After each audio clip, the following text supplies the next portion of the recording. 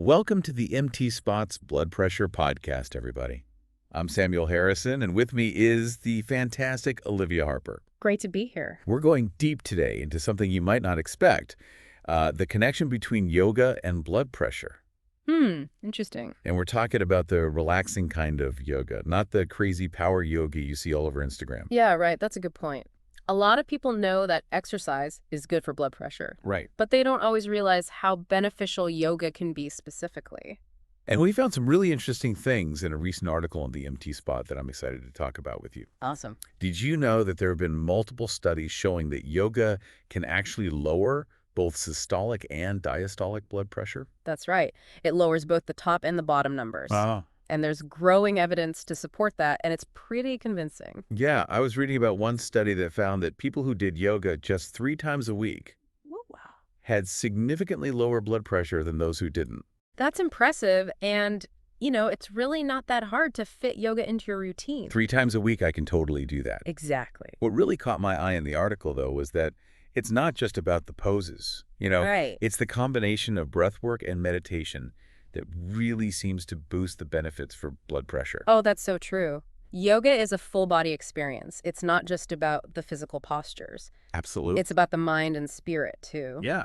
And these breathing and meditation techniques, they actually activate your parasympathetic nervous system, which is kind of like your body's relax button. Like a chill out button. Exactly. And by reducing stress and increasing relaxation, yoga helps address two of the biggest contributors to high blood pressure. So it's like a double whammy. You're Yeah. calming the nervous system and getting physically fit at the same time. Yeah, exactly. And get this, the article even highlights specific yoga poses that are especially good for lowering blood pressure. Oh, cool. You probably heard of some of them: child's pose, bound angle pose, head to knee pose, and corpse pose. I love those poses. They already sound relaxing. I know, right? So each pose has its own unique benefits. Let's start with child's pose. Okay, child's pose. It's fantastic for relieving tension in your back and neck. Yeah. It encourages you to take these nice deep breaths, And and it just promotes a sense of overall relaxation. it stretches the spine, gently opens up the hips. Yeah, you really feel a sense of release. It's like a gentle hug for your whole body. I like that, a gentle hug. Yeah. So what about bound angle pose? Oh, that one's great. I feel like that one would really get the circulation going. Absolutely. It's a great hip opener. You bring the soles of your feet together, let your knees fall open to the sides. Yeah. It lengthens the spine, you breathe deeply, and you can feel that expansion in your ribs. It's like you're making space for calmness. Exactly. And here's what's happening beneath the surface as you hold these poses and focus on your breath. Your muscles start to relax, blood flow improves, and your nervous system just calms right down. Ah, These physiological shifts are what contribute to that decrease in blood pressure. that makes sense. It's amazing how these gentle movements can have such a powerful effect on the whole body. It really is. And speaking of gentle, head-to-knee pose sounds amazing. Oh, yeah. It's all about stretching the back and legs while giving your mind a break. Yeah, it's so good for releasing tension in the hamstrings and the lower back, which can really contribute to stress and tightness. Right, like when you just can't seem to relax. Exactly. This pose is the perfect antidote for that. That's great. Yeah.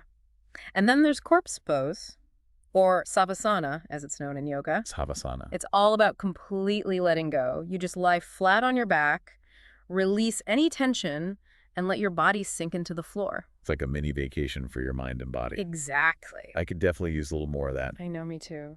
But even with all these amazing benefits, yoga's just one part of the picture when it comes to blood pressure, right? Right, it's not the whole story. The article talks about other lifestyle factors that are important too. Oh, absolutely. Things like diet, Yeah. watching your sodium and alcohol intake, Yeah. and of course, quitting smoking if you smoke. All the important stuff. Yeah, these are all key for keeping your blood pressure in a healthy range. And it's interesting how these lifestyle recommendations kind of line up with the principles of yoga.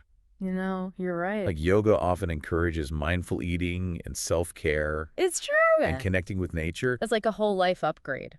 Yeah, both on and off a mat. Exactly. Yoga can really help you make healthier choices in all areas of your life. I love that it's about being more aware, not just of your body, but of the choices you make. Yeah.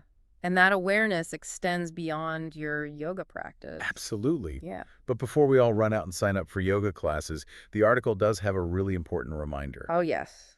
always talk to your doctor before starting any new exercise program, especially if you're new to exercise or have any health That's conditions. so important. While yoga is generally safe and gentle, everyone is different, and it's crucial to get personalized guidance, Sure. especially if you're managing a health condition like high blood pressure. Yeah. Your doctor can help you figure out what types of exercise are right for you and how to approach them safely and effectively. So it sounds like yoga has a lot to offer when it comes to managing blood pressure. Oh, it does. It's gentle, it's accessible, and it combines physical postures, mindful breathing, and stress reduction techniques All working together. to keep those blood pressure numbers in check. It's fascinating how these ancient practices are being validated by modern science. It really is. And it makes you wonder what other amazing things are out there just waiting to be discovered. That's a great point. It's a reminder that there's always more to learn, Always. and sometimes the simplest solutions can be the most powerful. Absolutely. Here's something to think about. Could adding even a few minutes of yoga-inspired breathing or relaxation techniques into your day make a difference in your overall well-being? That's a good question. Maybe give it a try and see what you notice. Even small changes can have a big impact. That's a good challenge. And you know what? I think I'm going to try it. I hope you do. I'm going to try and carve out a few minutes for some mindful breathing today. It's worth it. Well, folks, that brings us to the end of our deep dive into the world of yoga and blood pressure. Who knew something as simple as stretching and breathing could be so powerful for our health? It's pretty amazing, isn't it? Yeah, it really is. Thanks for exploring this topic with me today. You're welcome. It's been a pleasure talking about this with you. Hopefully everyone listening has learned something new. Yes. And maybe even feel inspired to try some yoga themselves. I know I am. And if you're ready to roll out your mat and get started, remember, talk to your doctor first, especially if you're new to exercise or have any health concerns. That's a good point. Your doctor can help you make sure you're approaching yoga in a safe and effective way. So just to recap, even a few minutes of mindful breathing or a simple yoga pose can make a difference. Absolutely. It's all about finding what works for you and making it a part of your daily routine. Small steps can lead to big changes. So true. Thanks for joining us on the TheEMTSpot's Blood Pressure Podcast. I'm Samuel Harrison. And I'm Olivia Harper. Thanks for listening. Everyone, we hope you enjoyed this episode. Be sure to subscribe, like, comment, and share our podcast with anyone who might find it helpful. We'll be back next week with another deep dive into the world of blood pressure health. Until then, stay well